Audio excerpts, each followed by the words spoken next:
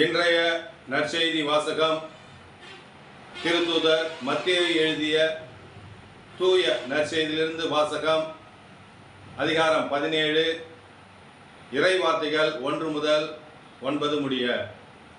அக்காலத்தில் இயேசு பேதுருவையும் யாக்கோபையும் அவர் சகோதரரான யோவானையும் ஓர் உயர்ந்த மலைக்கு தனிமையாக கூட்டிக் கொண்டு போனார். அங்கே அவர்கள் முன் அவர் தோற்றம் மாறினார். அவரது முகம் கதிரவனைப் போல ஒளிர்ந்தது. அவருடைய ஆடைகள் ஒளி போன்று வெண்மையாயின.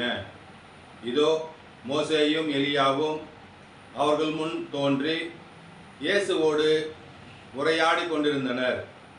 பேதுரு இயேசுவிடம், ஆண்டவரே, நாம் இங்கேயே இருப்பது நல்லது. உமக்கு ஒன்றும் மோசேக்கு ஒன்றும் எலியாவுக்கும் ஒன்றுமாக 3 கூடாரங்கள் அமைக்கட்டுமா? இது உமக்கு விருப்பமா என்றார். அவர் தொடர்ந்து பேசிக்கொண்டிருந்த போது ஒளிமயமான மேகம் ஒன்று அவர்கள் மேல் நிழலிட்டது.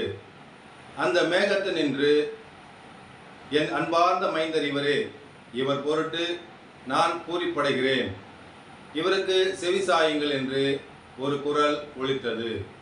அதை கேட்டதும் சீடர்கள் மிகவும் அஞ்சி முகம் குப்புற விழுந்தார்கள். இயேசு அவர்களிடம் வந்து அவளை தொட்டு, எழுந்திருங்கள், அஞ்சாதீர்கள் என்றார்.